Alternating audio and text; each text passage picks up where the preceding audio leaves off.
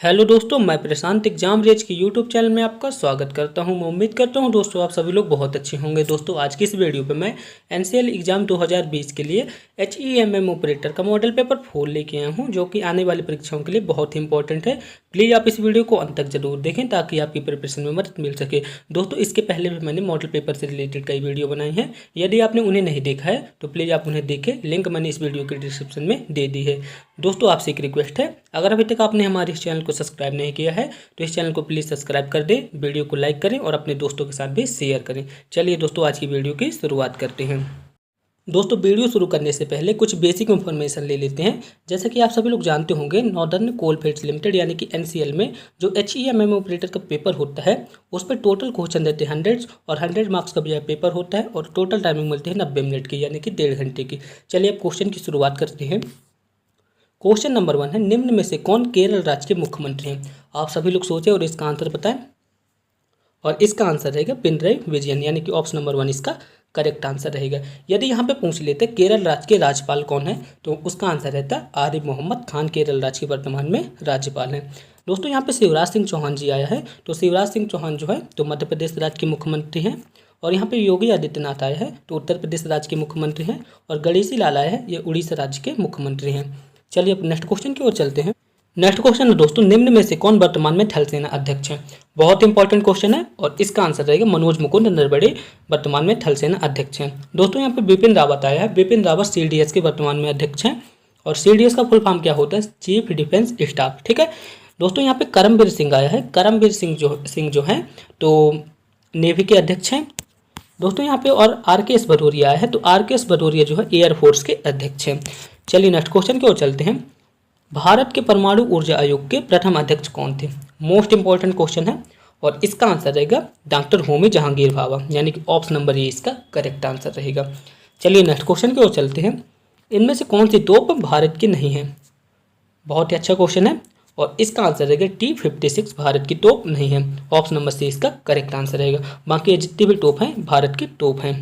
चलिए next question की ओर चलते हैं। निम्न में से कौन सा पुरस्कार एशिया का नोबेल पुरस्कार कहलाता है? बहुत इंपॉर्टेंट क्वेश्चन है, आप सभी लोग सोचें और इसका आंसर बताएं।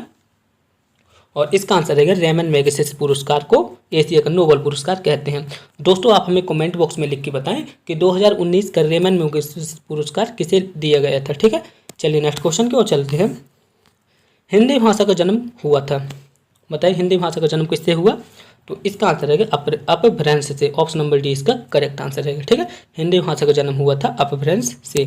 चलिए नेक्स्ट क्वेश्चन की ओर चलते हैं। संविधान के किस भाग में हिंदी भाषा को भारत की राजभाषा कहा गया है? बताइए इसका आंसर क्या रहेगा? और इसका आंसर है भाग 17 में कहा गया है कि हिंदी भारत की राजभाषा होगी। ठीक है, नेक्स्ट क्वेश्चन की ओर चलते हैं। CK नायडू कप का संबंध किस खेल से है? बताइए CK नायडू कप का संबंध निम्न में से किस खेल से है? तो इसका आंसर रहेगा क्रिकेट से CK नायडू कप का संबंध है। ठीक है, ऑप्शन नंबर बी इसका करेक्ट आंसर रहेगा। चलिए नेक्स्ट क्वेश्चन की ओर चलते हैं। भारत ने ओलंपिक खेलों में सर्वप्रथम भाग लिया था, बताइए इसका आंसर क्या रहेगा? बहुत इंपॉर्टेंट क्वेश्चन है, आप इस क्वेश्चन को नोट कर लीजिए। भारत ने ओलंपिक खेलों में सर्वप्रथम भाग लिया था, तो इसका आंसर रहेगा 1928 को एम्स्टर्डम में। ठीक, ऑप्शन नंबर सी इसका करेक्ट आंसर रहेगा। ठीक है, आई रिपीट, ओलंपिक खेलों में भारत ने सर्वप्रथम भाग लिया था 26 मई 1928 में एम्स्टर्डम में। ठीक है, ऑप्शन नंबर सी इसका करेक्ट आंसर रहेगा। चलिए नेक्स्ट क्वेश्चन की ओर चलते हैं। एशिया महाद्वीप का सबसे छोटा देश कौन सा है? बहुत इंपॉर्टेंट क्वेश्चन है और इसका आंसर रहेगा मालदीव। ठीक है, एशिया महाद्वीप का सबसे छोटा द्वीप है मालदीव। ऑप्शन नंबर ए इसका करेक्ट आंसर रहा। चलिए नेक्स्ट क्वेश्चन की ओर चलते हैं। मिशन इंद्रधनुष अभियान के तहत कितनी बीमारियों का टीकाकरण किया जाता है? बताइए इसका आंसर क्या रहेगा? मिशन इंद्रधनुष के तहत कितनी बीमारियों का टीकाकरण किया जाता है? तो इसका आंसर रहेगा 7 बीमारियों का टीकाकरण किया जाता है। दोस्तों मैंने केंद्र सरकार की योजना संबंधित एक वीडियो बनाई थी, यदि आपने उसे नहीं देखा तो प्लीज़ आप उन वीडियो को भी देख लें ताकि आपकी प्रिपरेशन अच्छी हो सके। दोस्तों मिशन इंद्रधनुष अभियान की शुरुआत कब हुई थी? 25 दिसंबर सन 2014 को। चलिए नेक्स्ट क्वेश्चन की ओर चलते हैं। नेक्स्ट क्वेश्चन है दोस्तों, टेस्ट मैचों में 13 शतक लगाने वाले एकमात्र भारतीय कौन थे? बताइए इसका आंसर क्या रहेगा? बहुत इंपॉर्टेंट क्वेश्चन है और इसका आंसर रहेगा वीरेंद्र सहवाग, यानी कि ऑप्शन नंबर 20 का करेक्ट आंसर रहेगा। वीरेंद्र सहवाग जो हैं तो टेस्ट मैचों में 13 शतक लगाने वाले एकमात्र भारतीय थे। ऑप्शन नंबर 20 का करेक्ट आंसर रहेगा। नेक्स्ट क्वेश्चन है दोस्तों, पोलो खेल की शुरुआत भारत के किस राज्य से माना जाता है? बहुत ही इंपॉर्टेंट क्वेश्चन है और इसका आंसर रहेगा पोलो खेल का शुरुआत भारत के मणिपुर राज्य से माना जाता है, यानी कि ऑप्शन नंबर ए इसका करेक्ट आंसर रहेगा। आई रिपीट, पोलो खेल का शुरुआत भारत के मणिपुर राज्य से माना जाता है। ऑप्शन नंबर ए इसका करेक्ट आंसर रहेगा। चलिए नेक्स्ट क्वेश्चन की ओर चलते हैं। पुलित्जर पुरस्कार किसके लिए दिया जाता है? बहुत ही इंपॉर्टेंट क्वेश्चन है और हाल ही में दिया भी गया है, तो इसका आंसर रहेगा पत्रकारिता के लिए दिया जाता है। ऑप्शन नंबर डी इसका करेक्ट आंसर रहेगा। चलिए नेक्स्ट क्वेश्चन की ओर चलते हैं। भारत के नियंत्रक एवं महालेखा परीक्षक की नियुक्ति कौन करता है? बताइए इसका आंसर क्या हो सकता है? आप सभी लोग सोच लें और इसका आंसर बताएं। दोस्तों आप हमें कमेंट बॉक्स में अपने स्कोर जरूर बताएं ताकि हमें पता चल सके कि आपकी तैयारी कैसी चल रही है। और इसका आंसर रहेगा ऑप्शन नंबर बी, ठीक है। राष्ट्रपति नियुक्ति करता है भारत के नियंत्रक एवं महालेखक की, ठीक है। अब नेक्स्ट क्वेश्चन की ओर चलते हैं। नेक्स्ट क्वेश्चन है, मिस्र का सबसे बड़ा पिरामिड कौन सा है? बताइए इसका आंसर क्या रहेगा? और इसका आंसर रहेगा खुफू गीजा पिरामिड मिस्र का सबसे बड़ा पिरामिड है, ठीक है। ऑप्शन नंबर सी इसका करेक्ट आंसर रहेगा। चलिए नेक्स्ट क्वेश्चन की ओर चलते हैं। रजत क्रांति का संबंध निम्न में से किससे है?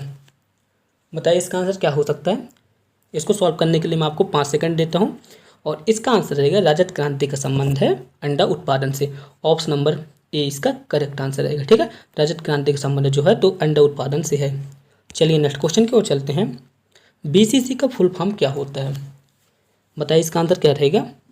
और इसका आंसर रहेगा बीसीसी का फुल फॉर्म होता है board of control for cricket in India, यानी कि ऑप्शन नंबर बी इसका करेक्ट आंसर रहेगा। आई रिपीट, बीसीसी का फुल फॉर्म होता है board of control for cricket in India, यानी कि ऑप्शन नंबर बी इसका करेक्ट आंसर है। चलिए नेक्स्ट क्वेश्चन की ओर चलते हैं। भारत के तिरंगे झंडे में चरखे की जगह चक्र का अस्तित्व कब आया? बताइए इसका आंसर क्या हो सकता है? बहुत ही इंपॉर्टेंट क्वेश्चन है और इसका आंसर है कि 1947 में चरखे की जगह चक्र का अस्तित्व आया। ऑप्शन नंबर डी इसका करेक्ट आंसर रहा, ठीक है। नेक्स्ट क्वेश्चन की ओर चलते हैं। कुतुब मीनार भारत में कहाँ स्थित है? बताइए इसका आंसर क्या हो सकता है? और इसका आंसर रहेगा दिल्ली में स्थित है। कुतुब मीनार दिल्ली में स्थित है। चलिए नेक्स्ट क्वेश्चन की ओर चलते हैं। हीराकुंड परियोजना कहाँ स्थित है? बताइए इसका आंसर क्या हो सकता है? और इसका आंसर रहेगा हीराकुंड परियोजना जो है तो उड़ीसा राज्य में स्थित है। ऑप्शन नंबर बी इसका करेक्ट आंसर रहेगा। दोस्तों आप हमें कमेंट बॉक्स में लिख के बताएं हीराकुंड परियोजना किस नदी पर बनी है। चलिए नेक्स्ट क्वेश्चन की ओर चलते हैं। माई एक्सपेरिमेंट विथ ट्रूथ किसकी रचना है? बताइए इसका आंसर क्या रहेगा? और इसका आंसर रहेगा, बहुत इंपॉर्टेंट क्वेश्चन है और इसका आंसर रहा महात्मा गांधी, ठीक है। माई एक्सपीरियंस विथ ट्रूथ, ठीक है, इसकी रचना की थी महात्मा गांधी ने। ऑप्शन नंबर ए इसका करेक्ट आंसर रहेगा। दोस्तों यहाँ पे पंडित जवाहरलाल नेहरू आया है, तो पंडित जवाहरलाल नेहरू ने रचना की थी द डिस्कवरी ऑफ इंडिया। चलिए नेक्स्ट क्वेश्चन की ओर चलते हैं। गीता रहस्य के लेखक कौन थे? बहुत ही इंपॉर्टेंट क्वेश्चन है और इसका आंसर रहेगा गीता रहस्य के लेखक थे बाल गंगाधर तिलक, यानी कि ऑप्शन नंबर ए इसका करेक्ट आंसर रहा। चलिए नेक्स्ट क्वेश्चन की ओर चलते हैं। नेक्स्ट क्वेश्चन है, इनमें से कौन सा एक महाकाव्य है? बताइए इसका आंसर क्या हो सकता है? आप सभी लोग जानते होंगे महाभारत भी एक महाकाव्य है, रामचरित मानस भी एक महाकाव्य है और कामायनी भी एक महाकाव्य है। ये किसके द्वारा लिखी गई थी? जयशंकर प्रसाद जी द्वारा, अर्थात ऑप्शन नंबर डी इसका करेक्ट आंसर है, ठीक है। ये चारों महाकाव्य हैं। ऑप्शन नंबर डी इसका करेक्ट आंसर रहा। चलिए नेक्स्ट क्वेश्चन की ओर चलते हैं। कृतज्ञ शब्द का विलोम शब्द क्या होगा? बताइए इसका आंसर क्या हो सकता है? आप सभी लोग इस क्वेश्चन को ध्यान से देखिए और इसका आंसर बताइए। और इसका आंसर रहेगा कृतज्ञ का जो विलोम होता है कृतज्ञ, यानी कि ऑप्शन नंबर ए इसका करेक्ट आंसर रहा। चलिए नेक्स्ट क्वेश्चन की ओर चलते हैं। नेक्स्ट क्वेश्चन है दोस्तों, क्रुद्ध शब्द का विलोम शब्द क्या होगा? बताइए इसका आंसर क्या रहेगा? और इसका आंसर रहेगा शांत। ऑप्शन नंबर ए इसका करेक्ट आंसर रहा। चलिए नेक्स्ट क्वेश्चन की ओर चलते हैं। नयन शब्द का पर्यायवाची क्या होगा? आप सभी लोग सोच लें और इसका आंसर बताएं। आप सभी लोग देख रहे होंगे नयन शब्द का पर्यायवाची नेत्र भी होता है, चक्षु भी होता है और आंख भी होता है, यानी कि ऑप्शन नंबर डी इसका करेक्ट आंसर रहा। चलिए नेक्स्ट क्वेश्चन की ओर चलते हैं। निम्न में से शब्द कौन सा शुद्ध शब्द है? बताइए इनमें से कौन सा शब्द शुद्ध लिखा है? तो इसका आंसर रहेगा ऑप्शन नंबर ए, ठीक है, संपूर्ण शुद्ध शब्द लिखा है। ऑप्शन नंबर ए इसका करेक्ट आंसर रहा। चलिए नेक्स्ट क्वेश्चन की ओर चलते हैं। तड़ित झंझाओं का देश के नाम से जाना जाता है। दोस्तों मैंने विश्व के भौगोलिक उपनाम वाली वीडियो भी बनाई है, यदि आपने उसे नहीं देखा तो प्लीज़ आप उस वीडियो को भी देख लें ताकि आपकी प्रिपरेशन अच्छी हो सके। बताइए इसका आंसर क्या हो सकता है। तो इसका आंसर रहेगा तड़ित झंझाओं का देश कहा जाता है भूटान को। ऑप्शन नंबर सी इसका करेक्ट आंसर रहा। चलिए नेक्स्ट क्वेश्चन की ओर चलते हैं। ब्लैक गांधी के नाम से प्रसिद्ध व्यक्ति कौन थे। बताइए इसका आंसर क्या रहेगा। और इसका आंसर रहेगा ब्लैक गांधी के नाम से प्रसिद्ध व्यक्ति है मार्टिन लूथर, यानी कि ऑप्शन नंबर ए इसका करेक्ट आंसर रहेगा। चलिए नेक्स्ट क्वेश्चन की ओर चलते हैं। एशिया की अंडों की टोकरी भारत की किस राज्य को कहा जाता है। मोस्ट इंपॉर्टेंट क्वेश्चन है और इसका आंसर रहेगा आंध्र प्रदेश, यानी कि ऑप्शन नंबर सी इसका करेक्ट आंसर रहेगा। ठीक है, आंध्र प्रदेश को एशिया की अंडों की टोकरी कहा जाता है। चलिए नेक्स्ट क्वेश्चन की ओर चलते हैं। राउरकेला में इस्पात कारखाने की स्थापना किसके सहयोग से की गई। बताइए इसका आंसर क्या रहेगा। और इसका आंसर रहेगा जर्मनी। ठीक है, ऑप्शन नंबर ए इसका करेक्ट आंसर है। ठीक है, आई रिपीट, राउरकेला में स्थित इस्पात कारखाने की स्थापना जर्मनी के सहयोग से की गई। चलिए नेक्स्ट क्वेश्चन की ओर चलते हैं। विद्युत धारा मापने के लिए किस यंत्र का प्रयोग किया जाता है। बताइए इसका आंसर क्या होगा। इसके आंसर के लिए मैं आपको 5 सेकंड देता हूँ और इसका आंसर रहेगा विद्युत धारा मापने के लिए अमीटर का प्रयोग किया जाता है। ऑप्शन नंबर बी इसका करेक्ट आंसर रहा। चलिए नेक्स्ट क्वेश्चन की ओर चलते हैं। नेक्स्ट क्वेश्चन है दोस्तों, भारत के ऐसे कितने राज्य हैं जो बांग्लादेश के साथ सीमा बनाते हैं। बहुत ही इंपॉर्टेंट क्वेश्चन है, आप सभी लोग इसका करेक्ट आंसर बताएं। और इसका आंसर रहेगा 5 ऐसे देश हैं जो बांग्लादेश के साथ सीमा बनाते हैं, यानी कि ऑप्शन नंबर ए इसका करेक्ट आंसर रहेगा। चलिए नेक्स्ट क्वेश्चन की ओर चलते हैं। नेक्स्ट क्वेश्चन है, निम्न में से किसे भौतिकी में 2 बार नोबेल पुरस्कार प्राप्त हुआ था। बहुत ही इंपॉर्टेंट क्वेश्चन है, आप सभी लोग सोचें और इसका आंसर बताएं हमें। और इसका आंसर रहेगा जॉन बार्डेन, यानी कि ऑप्शन नंबर सी इसका करेक्ट आंसर रहा। ठीक है, जॉन बार्डेन को भौतिकी में 2 बार नोबेल पुरस्कार प्राप्त हुआ था। दोस्तों यहाँ पे मैडम क्यूरी आई है, मैडम क्यूरी को रसायन में 2 बार नोबेल पुरस्कार प्राप्त हुआ था। आई रिपीट, क्वेश्चन नंबर 35 का आंसर रहेगा ऑप्शन नंबर सी। चलिए नेक्स्ट क्वेश्चन की ओर चलते हैं। नेक्स्ट क्वेश्चन है, 2019 की गणना के अनुसार भारत के किस राज्य में सर्वाधिक बाघ हैं। बताइए इसका आंसर क्या होगा। और इसका आंसर रहेगा मध्य प्रदेश। मध्य प्रदेश को इसी कारण टाइगर स्टेट भी कहा जाता है। मध्य प्रदेश में कितने बाघ हैं, तो इसका आंसर रहेगा 526 बाघ हैं। और इसके बाद दूसरे स्थान पे कौन सा राज्य लगता है, कर्नाटक है। कर्नाटक में कितने राज्य हैं, 524। और इसके बाद तीसरे स्थान पे कौन लगता है, उत्तराखंड। उत्तराखंड में कितने बाघ हैं, 442 बाघ हैं। आई होप आप सभी लोग समझ गए होंगे। क्वेश्चन नंबर 36 का आंसर रहेगा ऑप्शन नंबर ए। ठीक है, चलिए नेक्स्ट क्वेश्चन की ओर चलते हैं। काजीरंगा नेशनल पार्क किसके लिए जाना जाता है। बताइए, जो काजीरंगा नेशनल पार्क जो असम में स्थित है वो किसके लिए जाना जाता है। तो इसका आंसर रहेगा एक सिंग वाले गैंडों के लिए, यानी कि ऑप्शन नंबर ए इसका करेक्ट आंसर रहेगा। चलिए नेक्स्ट क्वेश्चन की ओर चलते हैं। भारत का पहला परमाणु ऊर्जा रिएक्टर कौन सा है। बताइए इसका आंसर क्या रहेगा। और इसका आंसर रहेगा अप्सरा, यानी कि ऑप्शन नंबर सी इसका करेक्ट आंसर है। आई रिपीट, भारत का पहला परमाणु ऊर्जा रिएक्टर है अप्सरा, यानी कि ऑप्शन नंबर सी इसका करेक्ट आंसर रहेगा।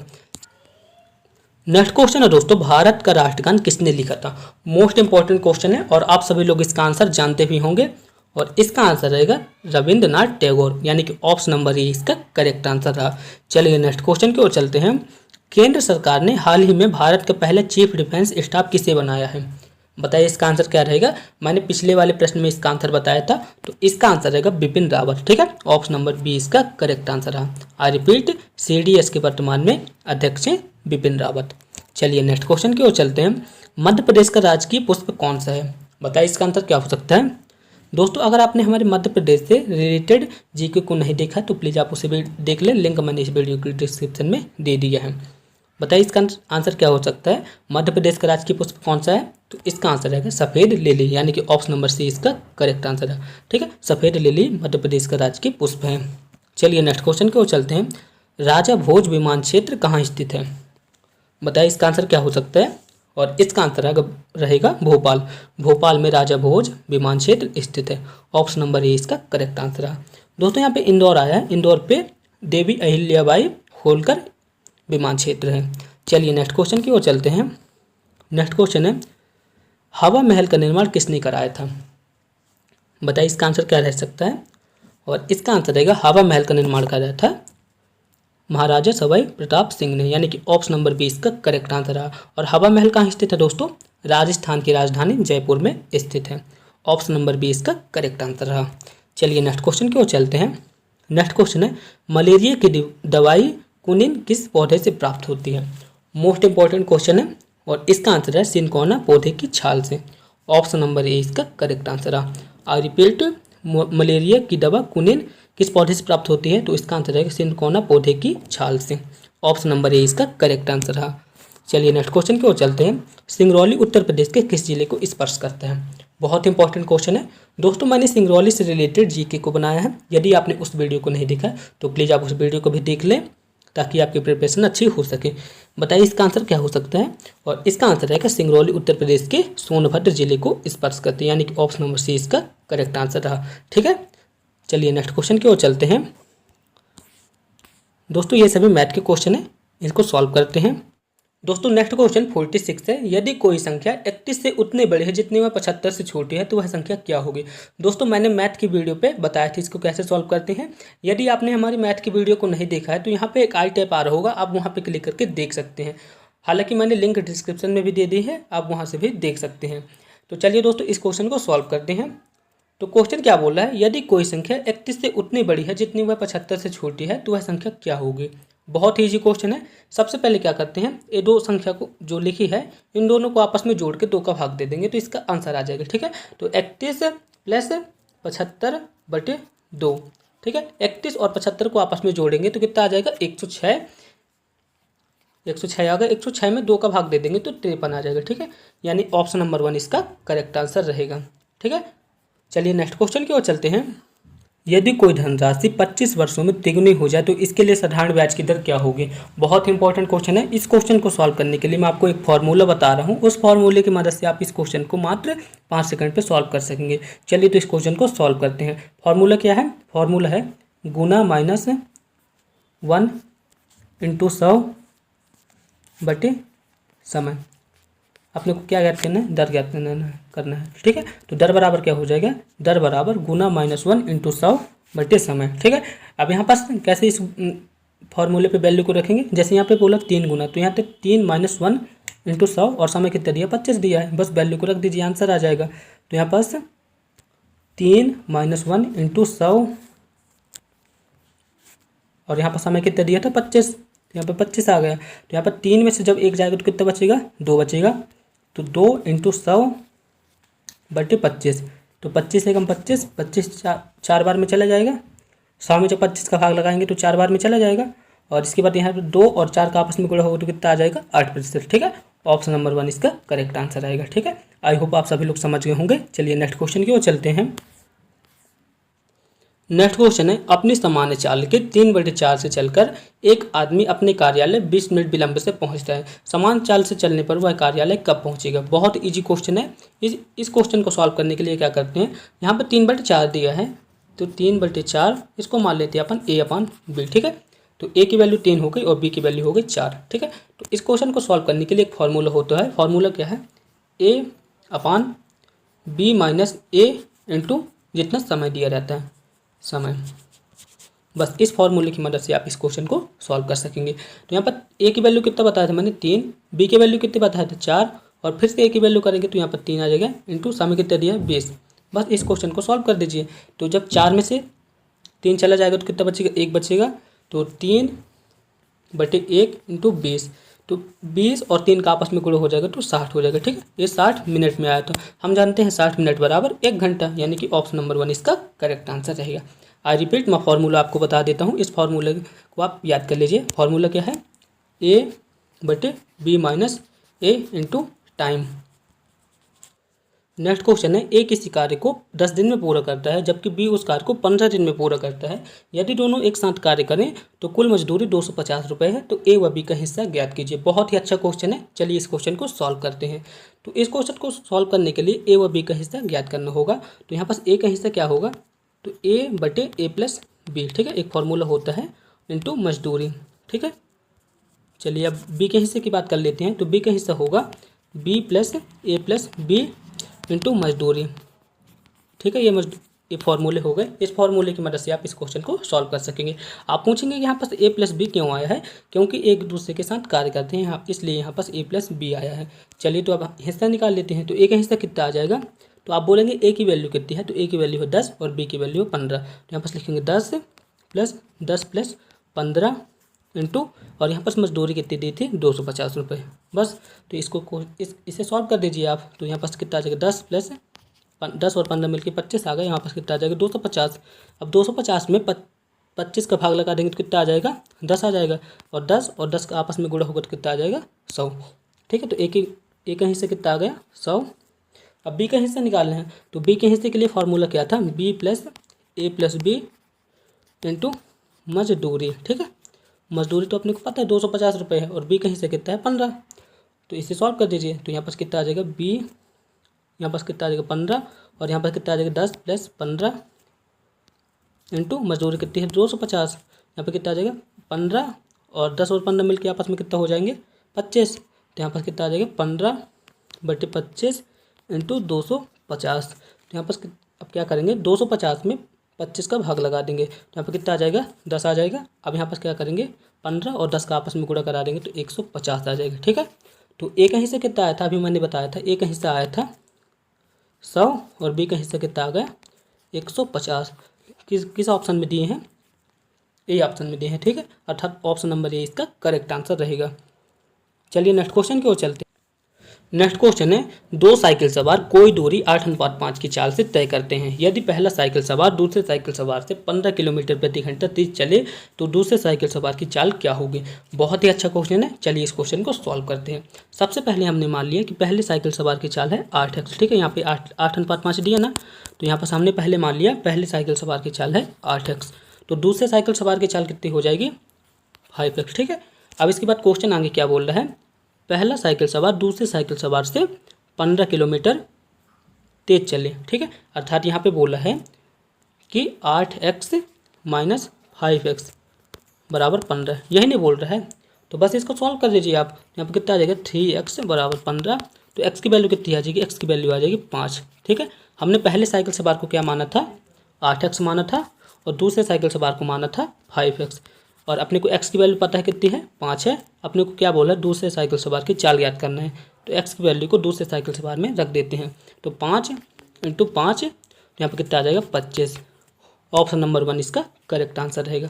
ठीक है, ऑप्शन नंबर ए इसका करेक्ट आंसर है। नेक्स्ट क्वेश्चन है, टंकी का 3/4 भाग पानी से भरा हुआ है, उसमें से 30 लीटर पानी निकाला जाए तो टंकी खाली हो जाती है, तो टंकी की धारिता कितनी होगी। बहुत ही अच्छा क्वेश्चन है, चलिए इस क्वेश्चन को सॉल्व करते हैं। सबसे पहले क्या करना है, अपने को धारिता निकालना है। तो यहाँ पर लिखेंगे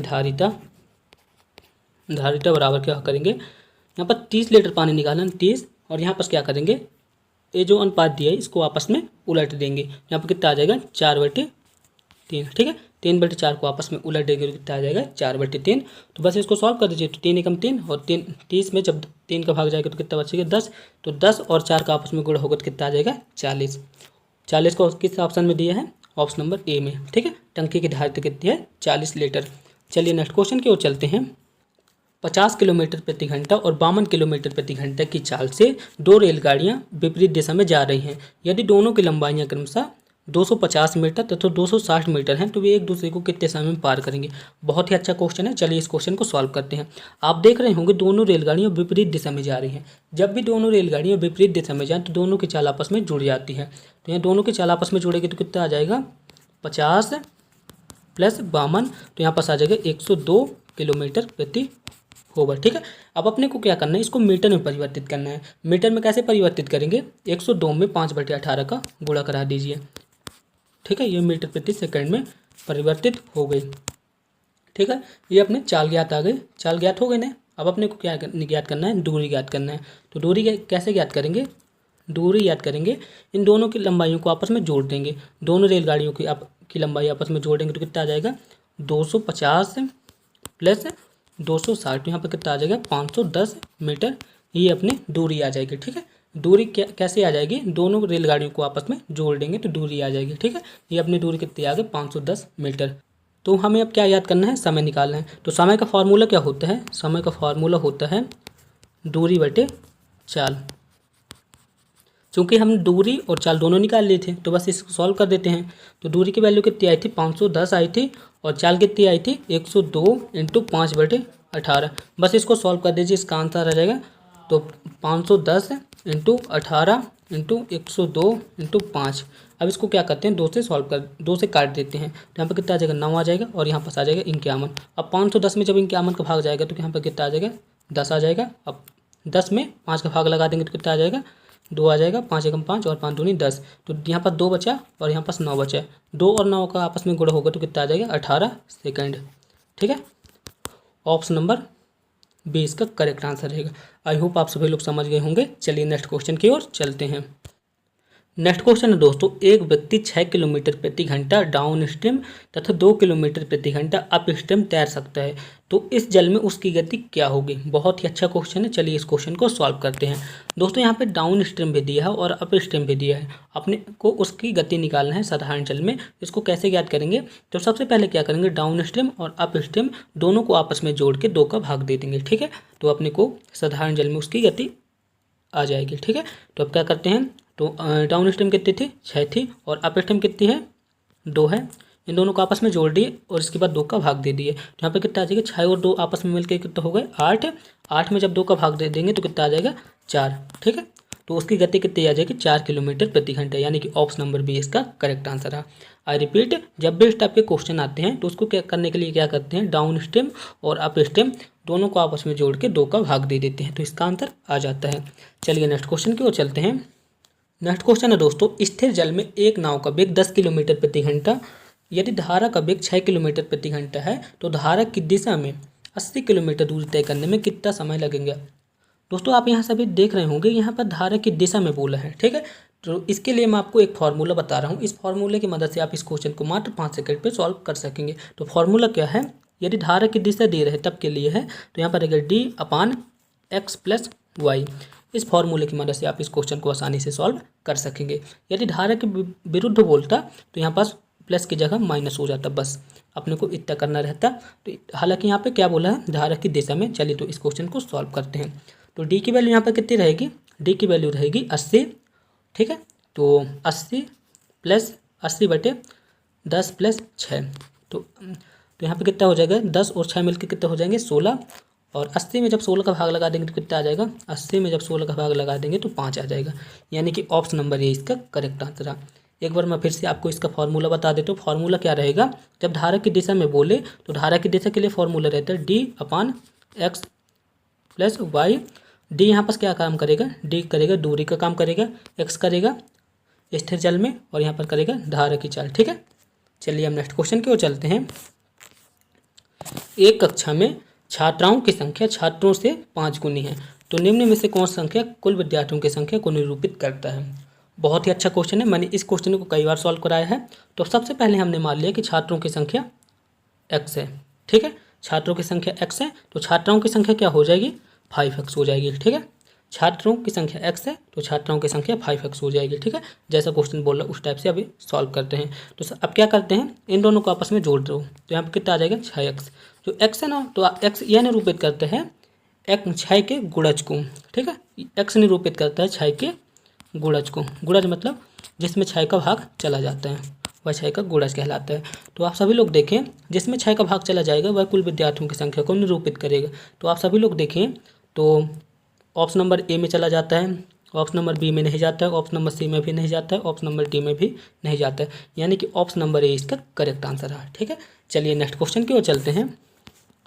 नेक्स्ट क्वेश्चन है, एक बाग में कुछ बगुले बैठे हुए हैं, वहीं कुछ दूरी पर कुछ कुत्ते खेल रहे हैं। यदि उनके सिरों की संख्या 24 है और पैरों की संख्या 60 है तो बगुलों की कुल संख्या कितनी होगी। बताइए इसका आंसर क्या रहेगा। चलिए इस क्वेश्चन को सॉल्व करते हैं। सबसे पहले हमने मान लिया बगुले x हैं और कुत्ते y हैं। ठीक है, और इसके बाद क्या बोला, उनके सिरों की संख्या 24 है। तो आप सभी लोग जानते होंगे बगुले और कुत्ते में सिर्फ एक ही सिर रहेंगे, तो x + y = 24। और इसके बाद कितना बोल रहा है, पैरों की कुल संख्या। तो बगुले में कितने पैर होते हैं, 2 पैर होते हैं, और कुत्ते में 4 पैर होते हैं। तो बगुले कितने हैं, बगुले के कितने पैर हो गए, 2x हो गए, और कुत्ते के कितने पैर हो गए, 4x हो गए, बराबर कितना दिया है, 60। ठीक है, इतना अपने को ज्ञात कर लिए। अब क्या करते हैं, ये इक्वेशन नंबर 1 हो गए और ये इक्वेशन नंबर 2 हो गए। अब क्या करते हैं, इक्वेशन नंबर 2 को छोटा कर लेते हैं। छोटा करने के लिए क्या करते हैं, 2 का भाग लगा देंगे। जैसे ही 2 का भाग लगा देंगे तो कितना आ जाएगा, x + 2y = 60। ठीक है, तो ये अपना इक्वेशन नंबर 2 आ जाएगा। ठीक है, एक्चुअल में इक्वेशन नंबर 2 क्या आ जाएगा, x + 2y = 30। चलिए इस क्वेश्चन को आप सॉल्व करते हैं। तो x प्लस वाई की वैल्यू कितनी है, 24 दी हुई है। और अभी इक्वेशन नंबर 2 क्या निकाले थे अपन, x प्लस 2y बराबर 30। ठीक है, ये कुछ इक्वेशन निकाले थे। चलिए इसे सॉल्व कर देते हैं। अब इक्वेशन नंबर 1 और ये इक्वेशन नंबर 2 हो गई, इन दोनों को आपस में घटा देते हैं। तो घटा देंगे तो ये दोनों तो आपस में कट जाएगा, यहाँ पास माइनस लग जाएगा। तो जब -2 से y घटेगा, एक y चला जाएगा तो कितना बचेगा, -y। और यहाँ पर कितना आ जाएगा, -30 से जब 24 घटा देंगे तो कितना आ जाएगा, -6। तो ये तो कट गए, तो y की वैल्यू कितनी आ गई, y की वैल्यू आ गई 6। ये कुत्ते की संख्या आ गई। अपने को किसकी संख्या निकालना है, बगुले की संख्या निकालना है। तो क्या करेंगे, इक्वेशन नंबर 1 में y की वैल्यू को पुट कर देंगे। तो इक्वेशन नंबर 1 क्या था, x प्लस वाई बराबर 24। तो y की वैल्यू कितनी है, 6। तो x की वैल्यू कितनी हो जाएगी, आप सभी लोग बताएं। 24 में जैसे ही 6 चला जाएगा तो x की वैल्यू आ जाएगी 18, यानी कि ऑप्शन नंबर ए इसका करेक्ट आंसर है। आई होप आप सभी लोग समझ गए होंगे। दोस्तों आप क्वेश्चन पेपर में आप इसी ट्रिक की मदद से इसे सॉल्व करिएगा ताकि आपके क्वेश्चन एक भी गलत ना हो। चलिए नेक्स्ट क्वेश्चन की ओर चलते हैं। नेक्स्ट क्वेश्चन है दोस्तों, इस समय अशोक की आयु प्रदीप की आयु का अनुपात 4:3 है। 6 वर्ष बाद अशोक की आयु 26 वर्ष हो जाएगी तो इस समय प्रदीप की आयु कितनी है। बहुत ही इंपॉर्टेंट क्वेश्चन है। चलिए इस क्वेश्चन को सॉल्व करते हैं। ठीक है, हमने सबसे पहले मान लिया कि अशोक की आयु कितनी हो गई, 4a हो गई। ठीक है, और प्रदीप की आयु हो गई 3a। जैसे बोला उसे हम उसी टाइप से इसे हल कर रहे हैं। ठीक है, जैसे बोला उसी टाइप से हल कर दिए। ठीक है, अशोक की आयु 4a हो गई और प्रदीप की आयु हो गई 3a। ठीक है, अब इसके बाद क्या बोल रहे, 6 वर्ष बाद, 6 वर्ष बाद की बात बोल रहे हैं। तो बाद के लिए हमेशा प्लस का सिंबल यूज करते हैं। तो यहाँ पर क्या बोल रहा है, 6 वर्ष बाद अशोक की आयु 26 वर्ष हो जाएगी। तो यहाँ पर क्या करेंगे, 4a प्लस 6 बराबर 26। आप a की जगह यहाँ पास x भी मान सकते हैं। तो यहाँ पर a की वैल्यू कितनी आ जाएगी, 4a बराबर 26 में से जब 6 चला जाएगा तो कितना बचेगा, 20। तो a की वैल्यू आ जाएगी 5। ठीक है, a की वैल्यू कितनी आ गई, 5। ठीक है, हमने क्या माना था, अशोक की आयु कितनी है, 4a है। और प्रदीप की आयु क्या माना था, 3a है। ठीक है, अपने को क्या याद करना है, प्रदीप की आयु। तो a की वैल्यू कितनी है, 5। तो a में, ठीक है, यहाँ पर 3 की a की वैल्यू यहाँ पास रख देंगे तो प्रदीप की वैल्यू आ जाएगी। तो प्रदीप की आयु होगी, प्रदीप की आयु बराबर 3a और a की वैल्यू रख दें तो 3 × 5 बराबर 15। ठीक है, ऑप्शन नंबर डी इसका करेक्ट आंसर है। चलिए नेक्स्ट क्वेश्चन की ओर चलते हैं। नेक्स्ट क्वेश्चन है दोस्तों, एक आयत की लंबाई व चौड़ाई क्रमशः 35 मीटर व 30 मीटर है। तो इसमें से 5 मीटर भुजा की वर्गाकार कितनी क्यारियाँ बनाई जा सकती हैं। चलिए इस क्वेश्चन को सॉल्व करते हैं। दोस्तों आप सभी लोग भी इस क्वेश्चन को सॉल्व करिए, मैं भी करता हूं। तो यहाँ पर आयत की लंबाई व चौड़ाई दोनों दी है। इसके बाद क्या बोल रहा है, 5 मीटर वर्गाकार। तो वर्ग का क्षेत्रफल क्या होता है, भुजा इंटू भुजा, यानी कि भुजा का स्क्वायर होता है। ठीक है, और आयत का क्षेत्रफल क्या होता है, लंबाई इंटू चौड़ाई। तो क्या करते हैं, बस उसी को करना है। तो यहाँ लिखेंगे क्यारियों की संख्या, क्यारियों की कितनी संख्या होगी, आयत का क्षेत्रफल, आयत का क्षेत्रफल बटे वर्गाकार, एक वर्गाकार क्यारी का क्षेत्रफल। ठीक है, बस इसकी मदद से आप इस क्वेश्चन को सॉल्व कर देंगे। ठीक है, तो आयत का क्षेत्रफल क्या हो जाएगा, आयत का क्षेत्रफल क्या होता है, लंबाई इंटू चौड़ाई। तो 35 × 30 और एक वर्गाकार क्यारी का क्षेत्रफल क्या आ जाएगा, एक वर्गाकार क्यारी का क्षेत्रफल होगा, क्योंकि हम जानते हैं कि वर्गाकार क्षेत्रफल क्या होता है, भुजा इंटू भुजा। तो यहाँ पर आ जाएगा 5 × 5। बस इस क्वेश्चन को सॉल्व कर दीजिए। तो 5 × 5, 5 छक्के 30।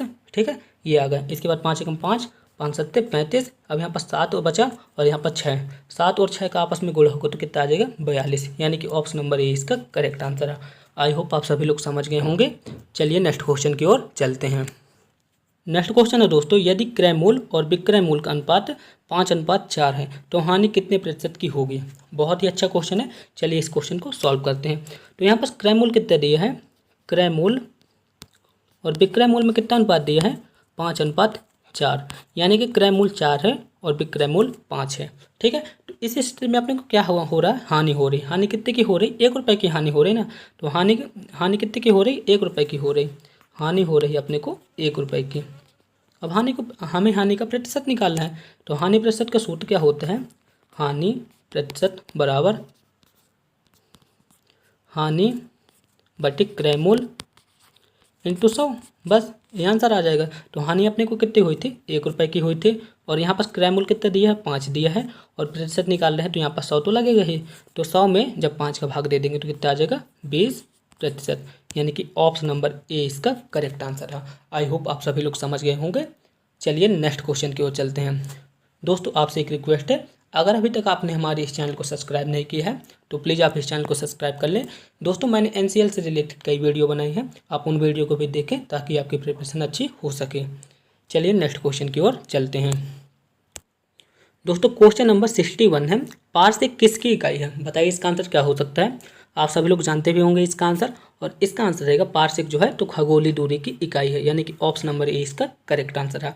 और एक पार्सेक की वैल्यू कितनी होती है,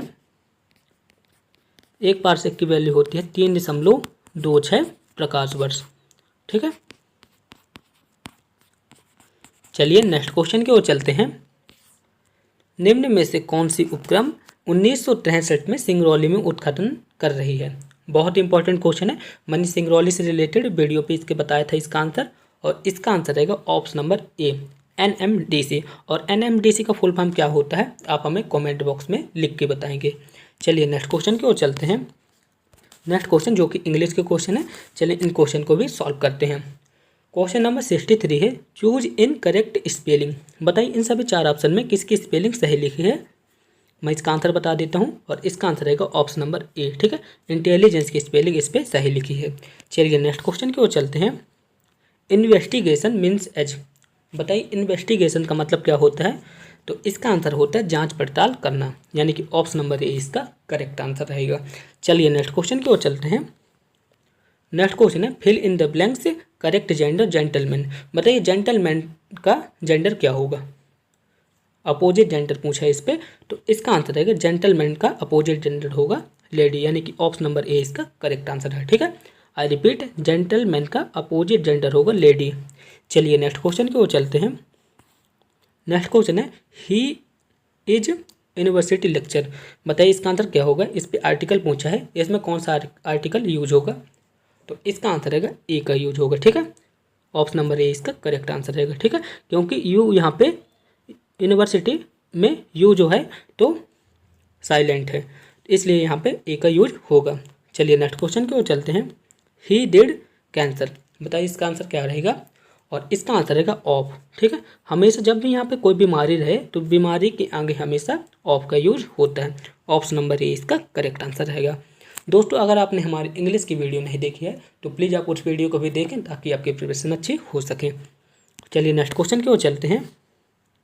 दोस्तों रीजनिंग के क्वेश्चन आ गए, आप सभी लोग को इन क्वेश्चन को सॉल्व करिएगा, मैं इसके आंसर बता दूंगा। चलिए इन क्वेश्चन को सॉल्व करते हैं।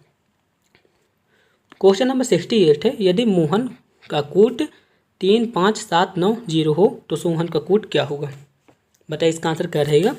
तो दोस्तों आप सभी लोग देख रहे होंगे OHAN, देख रहे हैं ना, OHAN का कूट कितना है 5790।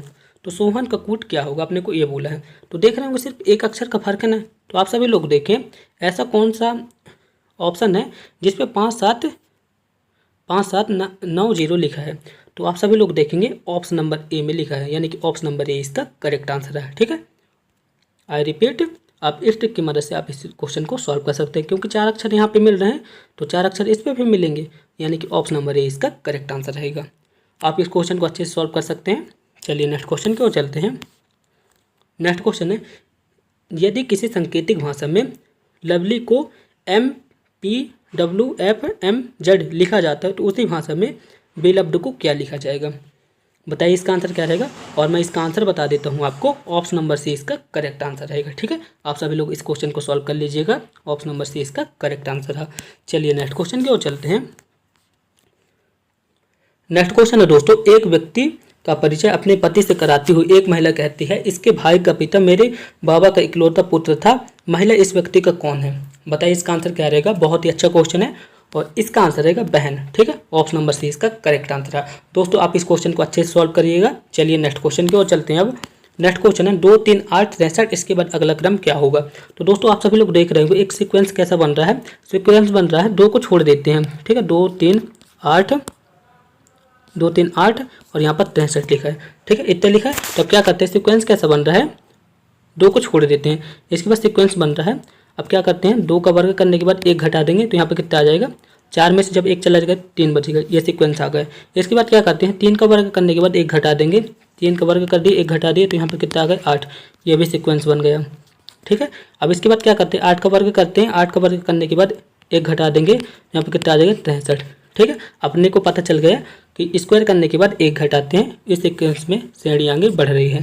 तो अब क्या करते हैं, 63 का स्क्वायर करने के बाद 1 घटा देंगे, 63 का स्क्वायर करिए और इसके बाद 1 घटा दिए तो यहाँ पर कितना आ जाएगा, 63 का स्क्वायर कितना होता है 39 69, 39 69 में जब 1 घट जाएगा तो यहाँ पर कितना आ जाएगा 39 68, यानी कि ऑप्शन नंबर ए इसका करेक्ट आंसर है। आई होप आप सभी लोग समझ गए होंगे। चलिए नेक्स्ट क्वेश्चन की ओर चलते हैं।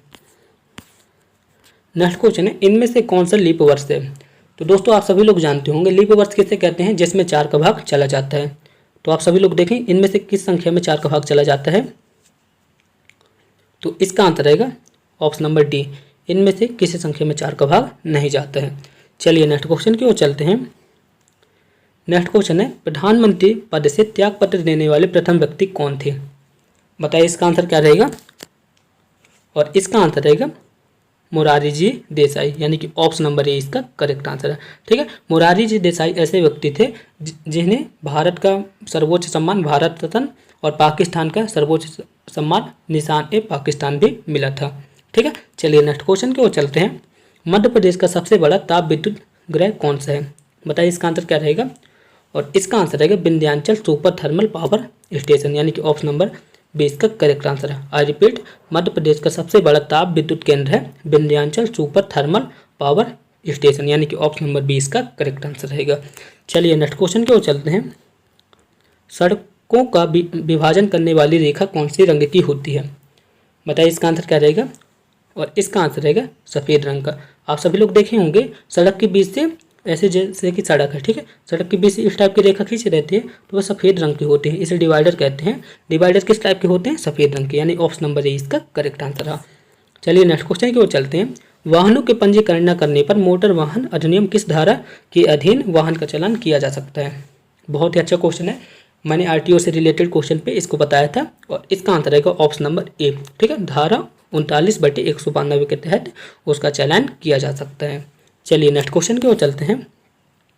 GQ यानी कि गोल्डन क्वार्टियल प्रोजेक्ट भारत के कितने शहरों के लिए है। ठीक है, यानी कि यहाँ पे स्वर्णिम चतुर्भुज योजना भी कह सकते हैं, वही है।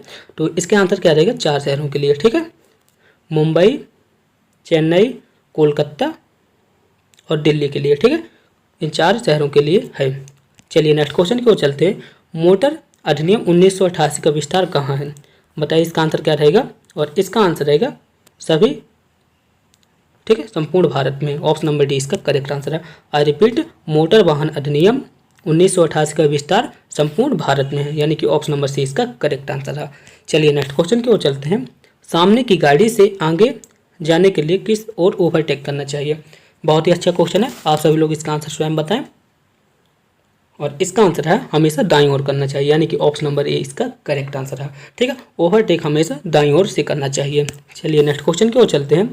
गियर वाली मोटरसाइकिल लाइसेंस लेने हेतु न्यूनतम उम्र कितनी है। बहुत ही अच्छा क्वेश्चन है, और इससे सरल क्वेश्चन हो भी नहीं सकता है, और इसका आंसर रहेगा 18 वर्ष। ठीक है, चलिए नेक्स्ट क्वेश्चन की ओर चलते हैं।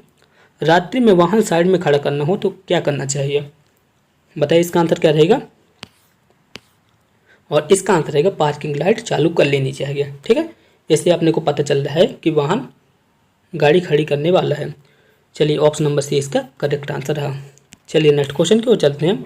पौधे के पर्णहरे में पाए जाने वाले धातु तत्व कौन सा है। बताइए इसका आंसर क्या रहेगा, आप सभी लोग सोच लें और इसका आंसर बताएं, और इसका आंसर रहेगा मैग्नीशियम, यानी कि ऑप्शन नंबर ए इसका करेक्ट आंसर है।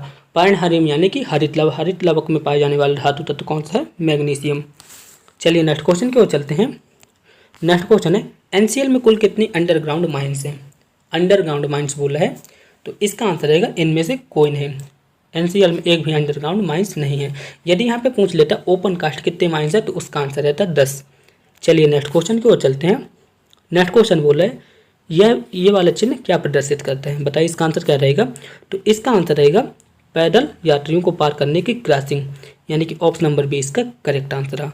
चलिए नेक्स्ट क्वेश्चन की ओर चलते हैं। नेक्स्ट क्वेश्चन बोल रहा है ये जो चिन्ह दिया है इस टाइप से, तो यह चिन्ह क्या बतलाता है? बताइए इसका आंसर क्या रहेगा। और इसका आंसर रहेगा आगे खतरनाक खाई है, यानी कि ऑप्शन नंबर ए इसका करेक्ट आंसर है। चलिए नेक्स्ट क्वेश्चन की ओर चलते हैं।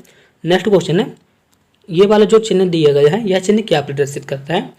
बताइए इसका आंसर क्या हो सकता है। दोस्तों मैंने ट्रैफिक रूल और उसके साइंस से रिलेटेड बहुत अच्छी वीडियो बनाई है, यदि आपने उसे नहीं देखी है तो प्लीज़ आप उस वीडियो को देख लें। और टेलीग्राम ग्रुप में उसका PDF भी डला है ताकि आपकी प्रिपरेशन अच्छी हो सकेगी।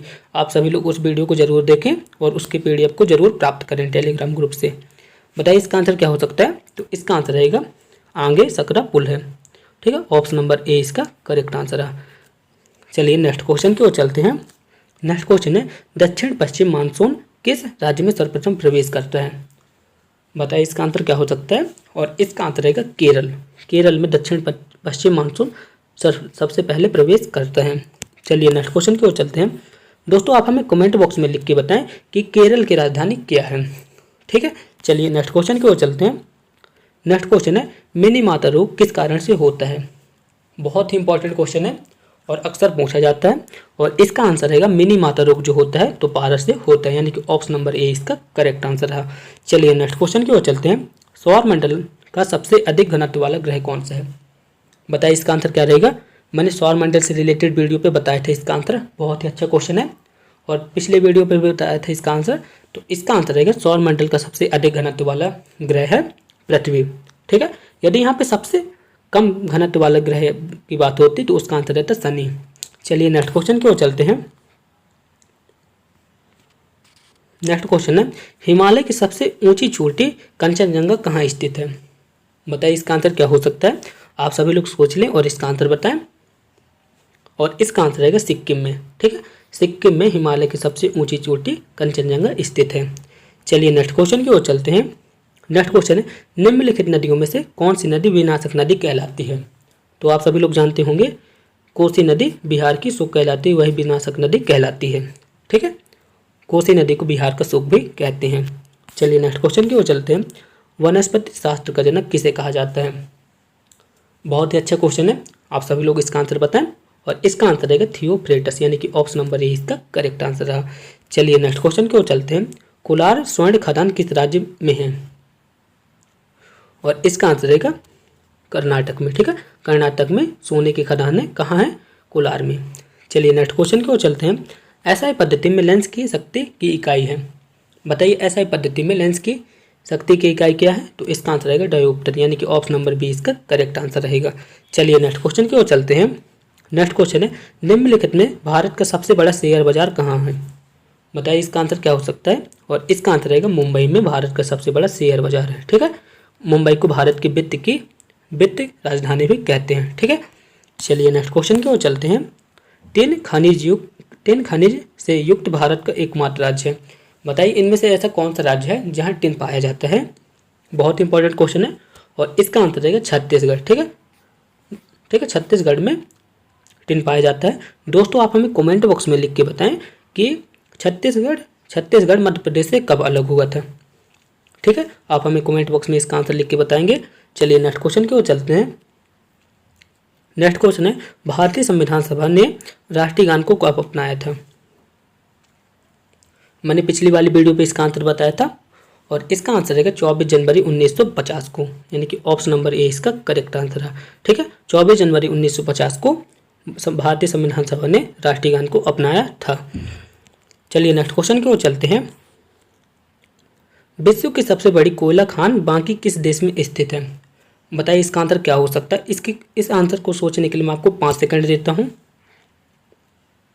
और इसका आंसर है जिम्बाब्वे। ठीक है, ऑप्शन नंबर बी इसका करेक्ट आंसर है। आई रिपीट, विश्व में सबसे बड़ी कोयले की खान बाकी जिम्बाब्वे देश में स्थित है। चलिए नेक्स्ट क्वेश्चन की ओर चलते हैं। किसान दिवस हर वर्ष मनाया जाता है। बताइए इसका आंसर क्या है। यह लास्ट क्वेश्चन है, सेकंड लास्ट क्वेश्चन है और इसका आंसर रहेगा किसान दिवस हर वर्ष मनाया जाता है 23 दिसंबर को। ठीक है, 23 दिसंबर को किसान दिवस मनाया जाता है। ऑप्शन नंबर डी इसका करेक्ट आंसर है। दोस्तों नेक्स्ट क्वेश्चन है आगा खां कप का संबंध निम्न में से किस खेल से है? बहुत ही अच्छा क्वेश्चन है दोस्तों, यह मॉडल पेपर का लास्ट क्वेश्चन है और इसका आंसर आप सभी लोग करेक्ट बताइएगा। और इसका आंसर रहेगा हाकी से है, यानी कि ऑप्शन नंबर ए इसका करेक्ट आंसर है। ठीक है दोस्तों हमारी यह वीडियो आपको कैसी लगी प्लीज़ कमेंट बॉक्स में बताएं। दोस्तों मैंने जितने भी बीच में क्वेश्चन पूछे हैं उन सभी क्वेश्चन का आंसर आप हमें कमेंट बॉक्स में ज़रूर बताएं, ताकि हमें पता चल सके आपकी तैयारी कैसी चल रही है। दोस्तों मैंने यह वीडियो काफ़ी मेहनत से बनाई है, इसलिए आप इस चैनल को ज़्यादा से ज़्यादा सब्सक्राइब करें, वीडियो को लाइक करें और अपने दोस्तों के साथ भी शेयर करें। दोस्तों मैंने NCL एग्ज़ाम के लिए मैथ, हिंदी, इंग्लिश और मॉडल पेपर से रिलेटेड वीडियो बनाई है। यदि आपने उन्हें नहीं देखा तो प्लीज़ आप उन्हें देखें, ताकि आपकी प्रिपरेशन अच्छी हो सके। दोस्तों हमारी यह वीडियो आपको कैसी लगी प्लीज़ कमेंट बॉक्स में बताएं, अपने दोस्तों में वीडियो को शेयर करें ताकि उनकी प्रिपरेशन भी अच्छी हो सके। दोस्तों अगर आपको इस वीडियो का PDF प्राप्त करना है तो आप हमारे टेलीग्राम ग्रुप से जुड़ सकते हैं और वहां से इसकी PDF प्राप्त कर सकते हैं।